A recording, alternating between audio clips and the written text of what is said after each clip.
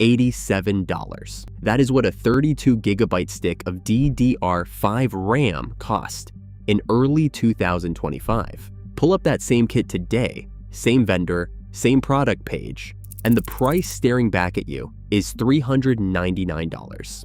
Not a special edition, not a limited run, just a bog standard memory module sitting inside millions of ordinary computers, and it nearly quadrupled while most of the world was looking the other way. Tech outlets are already calling it RAMageddon, and the trail leads straight to chips like Nvidia's Blackwell B200, consuming memory supply at a scale nobody planned for. But here is what almost nobody is talking about. One of the most recognized names in consumer memory just got killed off by its own parent company after 29 years. And in the same breath, that parent company told Wall Street it expects to bank $33.5 billion in a single quarter, selling memory to AI data centers instead of to people like you and me. A senior executive at one of the world's largest memory manufacturers warned the shortage could grind on until 2030. Over the next 12 minutes, I am going to show you the exact manufacturing math that explains why this is happening, the profit margins that guarantee nobody is going to fix it, and the one timeline number that tells you when prices might actually come back down. December 3rd, 2025 is the date Micron Technology pulled the plug on Crucial. A press release confirmed that the direct-to-consumer memory and storage brand that Micron had operated since September of 1996 out of Meridian, Idaho, would stop existing. No buyer stepped forward. No spin-off materialized. There was no transition plan for customers. Sumit Sadana, Micron's executive vice president and chief business officer, called it a difficult decision driven by surging artificial intelligence demand. He framed the shutdown as a way to redirect supply toward what he described as larger strategic customers. Reading between the lines of that statement takes about 2 seconds. Selling RAM sticks to individual consumers had become financially irrelevant. Next to the avalanche of cash Micron now collects from AAI infrastructure deals. The last Crucial products shipped at the end of February 2026. And just like that, one of only 3 brands where you could buy memory directly from the company that fabricated the actual silicon was gone. A farewell Facebook post collected more than 5,600 reactions and 1,200 comments, overwhelmingly hostile, according to Boise Dev. Over on Reddit's PC Master Race forum, one user distilled the community rage into a single line that said, "Thanks for being our customers, now get wrecked," as reported by The Street. But Micron did not kill Crucial out of spite. They killed it because of a manufacturing equation that most consumers have never heard of. In the next 60 seconds, that equation is going to explain why every piece of technology you own is about to get expensive. HBM stands for high bandwidth memory, and it is the specific type of memory soldered directly onto AI accelerator chips. Here is the number that matters. Manufacturing 1 GB of HBM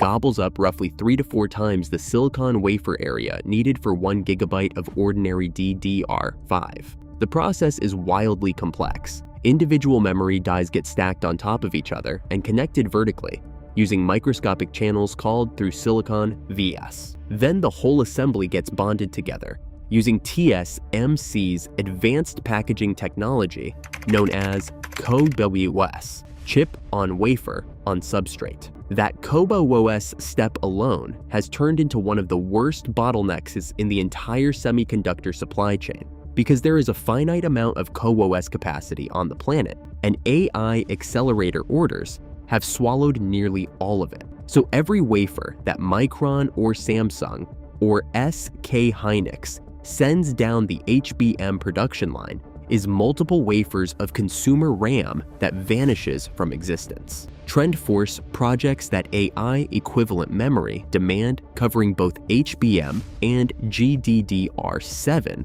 for graphics cards will chew through roughly 20% of the world's total DRAM wafer output in 2026. Imagine 5 slices of pizza on a table. and AI grabs a full slice before anyone else sits down. And that portion grows every year.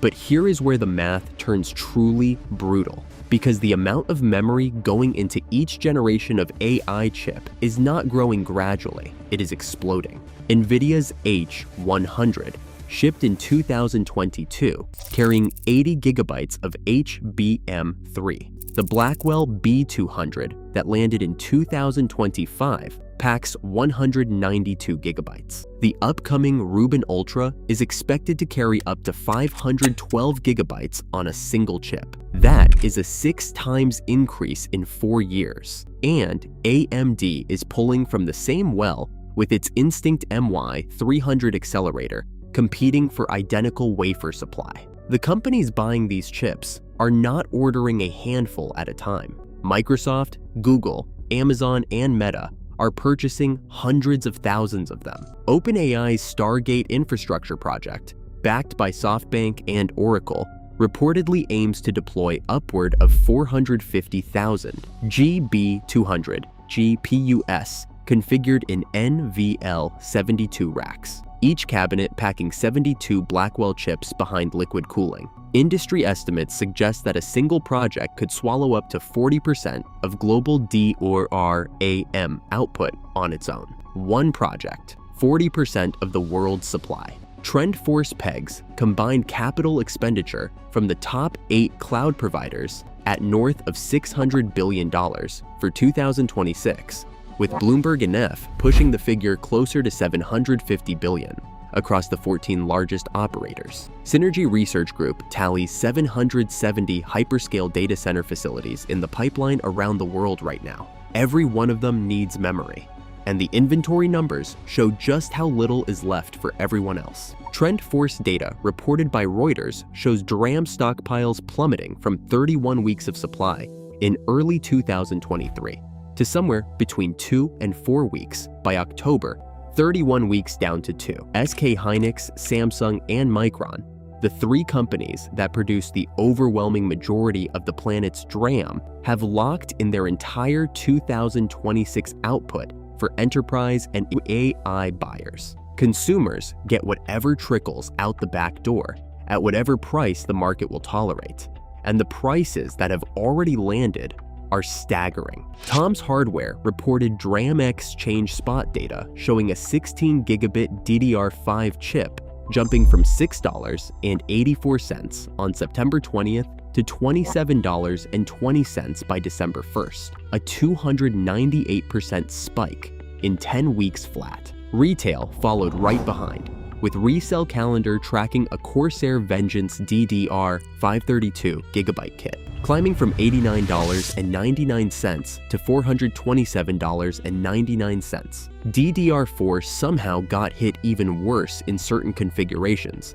because Samsung killed off its DDR4 lines in mid-2025, and China's largest domestic DRAM producer, Changshin Memory Technology, known as CXMT, pivoted its fabs toward DDR5 around the same period. That double exit reportedly left Taiwan's Nanya Technology as one of the only manufacturers still running meaningful DDR4 production, and their capacity came nowhere close to covering worldwide demand. On the storage side, Cameron Crandall, Kingston's data center solid-state drive business manager, told TrendForce News that NAND flash prices surged 246% from the start of 2025, with nearly 70% of that increase piling up in the final 60 days alone. Team Group General Manager Jerry Chen laid it out to Tom's Hardware without sugarcoating, saying contract prices in some DRAM categories had nearly doubled month over month, and that the crisis had only just started. Now, you would think numbers like these would light a fire under the companies causing the shortage. The opposite happened, because the money they are making from AI customers is so extreme that the consumer market has become an afterthought, and the margins. I am about to show you prove it. Micron posted $23.86 billion in revenue for the quarter ending February 2020, a 196% jump from the same quarter a year earlier. That means Micron generated more revenue in a single 90-day stretch than it used to earn in 6 months. Gross margins sat at 74.9%. Earnings per share reached $12.20, representing a 682% increase. And Chief Financial Officer Mark Murphy told investors it was the largest sequential revenue gain in the company's history. Then came the guidance for the following quarter. And this is the number that explains everything. $33.5 billion in revenue with approximately 81% gross margins. A single quarter at that level would outpace Micron's full-year revenue for every fiscal year through 2024. Chief Executive Officer Sanjay Mehrotra framed it on the December 2025 earnings call by saying AI had fundamentally recast memory as a defining strategic asset, and he projected the HBM market expanding from around $35 billion to roughly $100 billion by 2028. 81 cents of profit on every dollar of data center memory. That is why Crucial died. That is why nobody is rushing to fix consumer prices. And Micron is the smallest of the 3 companies making this calculation. SK Hynix controls 62% of the global HBM market, according to Counterpoint Research, with full-year 2025 revenue landing at roughly $67.9 billion and operating margins touching 58% in the 4th quarter. Samsung's path looked rockier early on after months of struggling to qualify its HBM3E chips with NVIDIA, but the turnaround arrived fast. Commercial shipments of next-generation HBM4 memory began in February 2026, built to the latest specification published by JEDEC, the industry standards body responsible for defining every generation of DDR and HBM. Samsung's first quarter 2026 results told the recovery story loud and clear, with operating profit exploding 755% year-over-year. So much so that one quarter's profit exceeded the company's entire 2025 total. Executive Vice President Kim Jae-joon said on Samsung's 3rd quarter 2025 earnings call that customer demand had already run ahead of supply even after aggressive production expansion. All 3 manufacturers have pre-sold every HBM chip they can make this year. Nothing is left to redirect. And the people feeling that squeeze most directly are the ones trying to build or buy a personal computer right now. The Ramageddon label from PC Gamer keeps earning its name week after week. Esports Heaven tracked a mid-range gaming PC build that cost around $1,200 in June of 2025 and found it now runs between $1,600 and $1,800. Memory's share of the total budget leaped from about 5% to somewhere between 20 and 25%,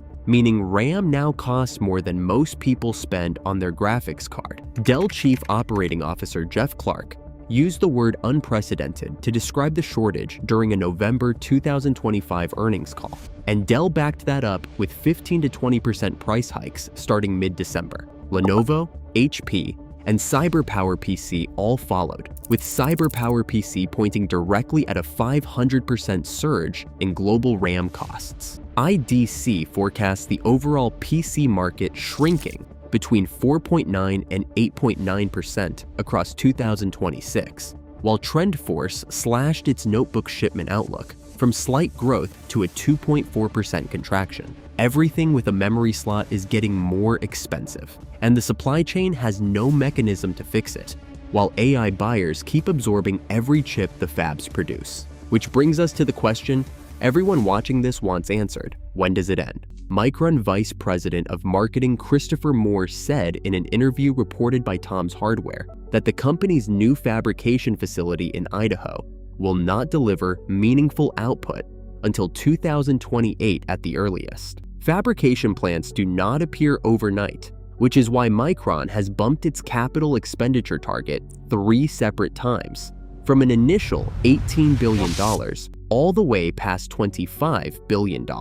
Even once those production lines start running, HBM and enterprise DRAM will eat first. Astute group analysts project that memory supply constraints could persist through 2030. That means the relief window is not next quarter, not next year, but potentially 3 to 4 years from now at the absolute earliest. 3 companies producing nearly all of the world's memory have collectively decided that AI data centers come first. One of them buried its consumer brand after 29 years. DDR5 sits at 3 to 4 times its mid-2025 price, with no correction on the horizon before late 2027. The $100 memory kit that PC builders counted on for years is not just gone, it is structurally extinct for the foreseeable future. 3 companies control nearly all supply of a component inside every computer,